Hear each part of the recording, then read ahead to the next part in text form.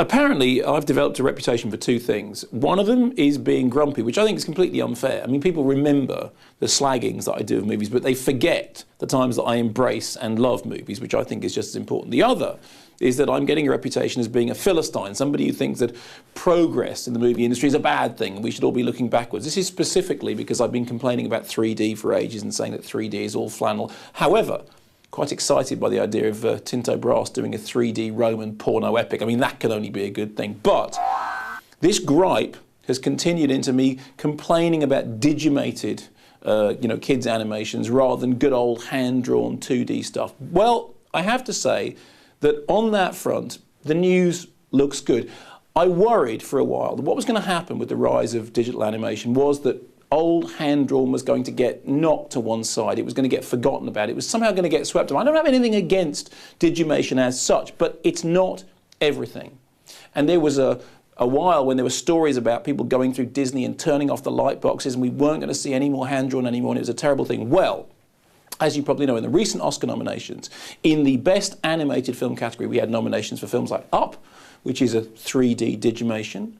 Also, for The Princess and the Frog, which is Disney going back to its hand-drawn roots and making an old-fashioned cartoon that actually, funnily enough, reminded me of Don Bluth's Thumbelina, which incidentally I think is a really underrated cartoon.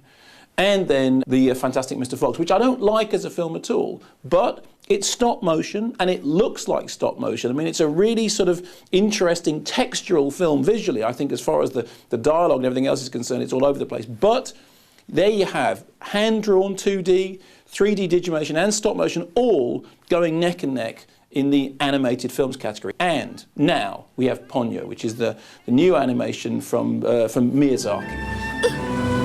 Huh? You never know when you'll meet someone A goldfish. who will change your life forever. That was weird. Mom! A goldfish! I saved her.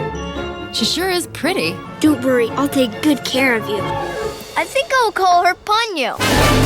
She wasn't like any other fish. And it's wonderful. I just saw it the other night and I just loved it. It's a fantastic story and it's strange and bizarre in the same way that Spirited Away is, and it's got that kind of childlike sense of wonder, and the story is magical but also twisted and perverse and a little bit scary, and it reminds you that kids really like darkness as well as light. But the animation is good old-fashioned drawn animation with beautiful images, wonderful lines. You get drawn into the screen, or at least I do.